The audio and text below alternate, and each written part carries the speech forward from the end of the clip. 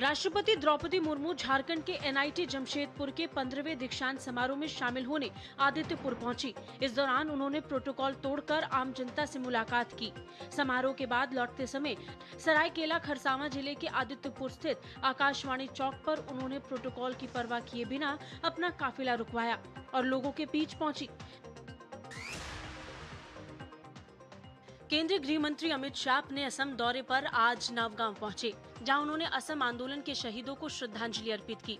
केंद्रीय गृह मंत्री अमित शाह ने पहले असम के नगांव जिले में वैष्णो संत श्रीमंत शंकर देव के जन्म स्थान बटाद्रवा का उद्घाटन किया। बटाद्रवा को 227 करोड़ रुपए की लागत से पुनर्विकसित किया गया है।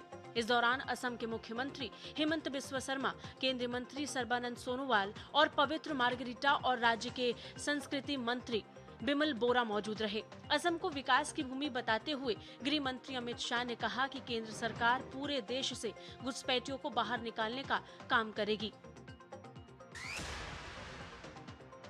रक्षा मंत्री राजनाथ सिंह की अध्यक्षता में हुई रक्षा अधिग्रहण परिषद की बैठक में तीनों सेनाओं के लिए करीब 79,000 करोड़ रुपए के रक्षा प्रस्तावों को आवश्यकता स्वीकृति दी गई है। ये बैठक 29 दिसंबर को आयोजित की गई। भारतीय सेना के लिए loiter munition system, low level light weight radar, Pinaka MRLS के लिए लॉन्ग रेंज गाइडेड रॉकेट गोला बारूद और integrated drone detection and deterrence system mark 2 की खरीद को मंजूरी दी गई है। इनसे सेना की सटीक मारक क्षमता और ड्रोन रोधी सुरक्षा मजबूत होगी।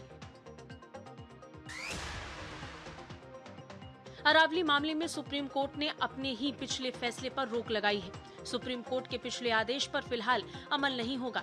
सीजीआई की बेंच ने नई समिति गठित करने का आदेश दिया है। सीजीआई ने कहा कि हमें लगता है कि एक्सपर्ट कमेटी की रिपोर्ट और कोर्ट के फैसले को गलत समझा जा रहा है, इसलिए कुछ स्पष्टीकरण की जरूरत है। एक्सपर्ट कमेटी की रिपोर्ट या इस पर कोर्ट के निर्देश को लागू करने से पहले विशेषज्ञों की राय पर विचार किया जाना चाहिए। नई विकसित भारत रोजगार और आजीविका गारंटी मिशन ग्रामीण यानी वीबीजी